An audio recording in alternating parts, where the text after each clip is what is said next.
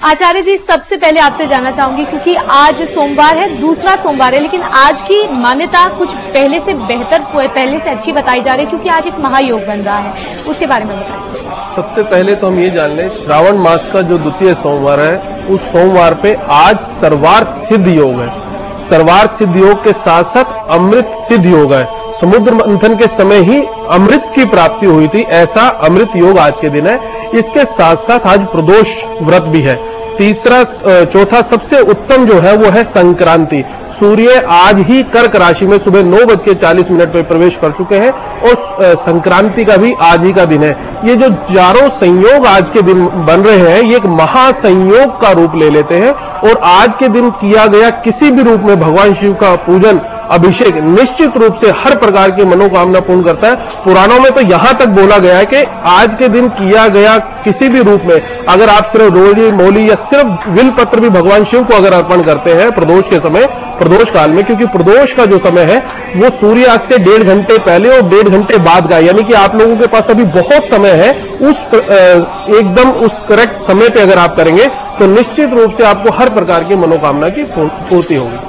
तो ये तो हर शिव भक्त को इस बात की जानकारी होती नहीं आचार्य जी। हालांकि आज क्योंकि सोमवार है, सावन का सोमवार है, भक्तों की भीड़ मंदिरों में जरूर है, लेकिन आज के दिन का लाभ कैसे उठाया जाए और हर एक जो योग बन रहा है आज, उसके बारे में बताएं कि उस योग से किस तरह लाभ उठाया जा सकता है और भगवान शिव को कैसे प्रसन्न किया। देखिए, जितने भी योग हैं वो सभी आज ही बन रहे हैं। सर्वार्थ सिद्ध योग, अमृत सिद्ध योग और संक्रांति, इसके साथ साथ प्रदोष, ये सारे के सारे योग आज ही के दिन। किसी भी समय भगवान शिव की पूजा अर्चना करना या अभिषेक करना, सिर्फ जल मात्र से ही अभिषेक करने से हर प्रकार की मनोकामना भगवान भोलेनाथ प्रसन्न हो जाते हैं। भोलेनाथ तो वैसे भी भोले भंडारी हैं, कुछ भी अर्पण कर देने से हर चीज की मनोकामना की पूर्ति करते हैं। सर्वार्थ सिद्ध योग का मतलब है सभी प्रकार की मनोकामनाओं की पूर्ति करने वाला योग। और अमृत सिद्ध योग से तो आप सब समझ ही सकते हैं, समुद्र मंथन के समय जो अमृत की प्राप्ति हुई थी, ऐसा योग, ऐसा महायोग आज ही के दिन बन रहा है, वो भी सर्वार्थ सिद्ध योग के साथ जुड़ा हुआ।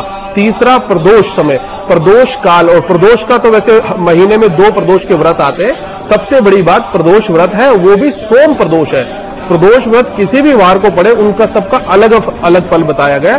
सोमवार को पढ़ने वाला प्रदोष व्रत हर प्रकार की मनोकामना की पूर्ति करता है। और इसके साथ सूर्य कर्क राशि में प्रवेश कर रहे हैं, तो जब कर्क राशि में प्रवेश करते हैं तो आज का दिन संक्रांति माना जाता है। और संक्रांति हमारे यहाँ बहुत बड़ा महापर्व के रूप में मनाया जाता है, जैसे कि मकर संक्रांति। तो आज के दिन किसी भी रूप में अगर भगवान शिव की उपासना करते हैं, भगवान शिव के अभिषेक करते हैं, तो निश्चित रूप से जो भी कष्ट है आपके जीवन में, उन कष्टों से मुक्ति मिलेगी और पुण्यों की प्राप्ति होगी।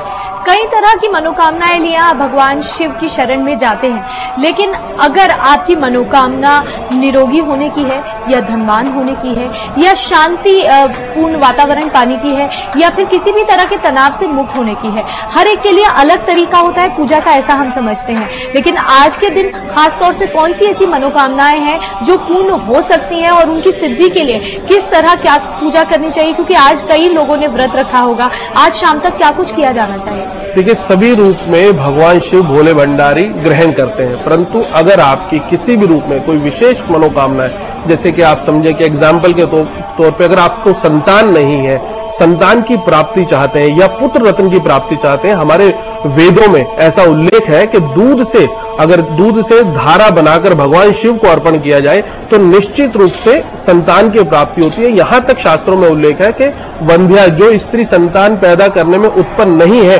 उनको भी आज के दिन दूध से अभिषेक करने से संतान की प्राप्ति होती है। और कोई लक्ष्मी की कामना करता है तो आज ही के दिन अगर गन्ने के रस से अभिषेक करता है तो लक्ष्मी की प्राप्ति होती है। इसके अलावा अगर किसी भी रूप में अगर आपको बीमारी है या कोई कष्ट है जीवन में, किसी भी रूप का रोग जो आपको सता रहा है और बड़े टाइम से आप उससे मुक्ति नहीं पा रहे हैं, तो कुशा एक प्रकार की घास होती है जो नदी के किनारे बहुत मात्रा में हमारे देश में पाई जाती है। वो कुशा जल में मिला के अभिषेक करने से कैसा भी रोग होगा उससे मुक्ति मिलती है, ऐसा शास्त्रों में वर्णित है। ऐसे अनेक प्रकार की चीजें हमारे ग्रंथों में और शास्त्रों में बताई गई है। बिल्कुल, और 3 ये बहुत बड़े ऐसे उपाय हैं जो आज करके आप अपनी मनोकामनाएं पूरी कर सकते हैं। लेकिन इसके अलावा हम ऐसे मंत्र भी जानना चाहेंगे जिनका उच्चारण आज करने से हमें लाभ हो। ऐसे अनेक प्रकार के मंत्र हमारे वेदों में वर्णित है। यजुर्वेद तो सब भगवान शिव की, और यजुर्वेद में भी रुद्राष्ट अध्यायी नामक एक पुस्तक है जो गुरुकुल में सबसे पहले प्रथम वर्ष में पढ़ाया जाता है। उसमें वो पूरी की पूरी रुद्राष्ट अध्यायी मतलब रुद्र की सारी मंत्र उसमें उल्लेख है। तो कोई भी मंत्र, सबसे प्रचलित मंत्र तो है ओम त्र्यंबकं यजामहे सुगंधिम पुष्टिवर्धनम उर्वारुकमिव बंधनान् मृत्योर्मुक्षी अमामृतात्। ये मंत्र का जाप करते हुए या पाठ करते हुए भगवान शिव के ऊपर अगर मंत्र चढ़ा अभिषेक करता है तो निश्चित रूप से हर प्रकार की मनोकामना पूर्ण होती है। अगर आप ये मंत्र का उच्चारण नहीं कर सकते हैं तो भगवान शिव का ओम नमः शिवाय महामंत्र है, उस मंत्र के पाठ करने से शिव महापुराण में उल्लेख है कि जो वेदों के मंत्र है वो वैदिक ब्राह्मण ही सही उच्चारण से कर पाएंगे, आम जन साधारण आदमी, क्योंकि मंत्रों की 3 प्रकार की विधि हमारे यहां बताई गई है, वैदिक मंत्र, पौराणिक मंत्र और तांत्रिक मंत्र। वैदिक मंत्र ब्राह्मणों के द्वारा ही अगर पाठ किया जाए, पूजा की जाए तो उसका फल निश्चित रूप से मिलता है, क्योंकि उसमें उच्चारण की कहीं त्रुटि नहीं होती। पौराणिक जो मंत्र है या पुराण जो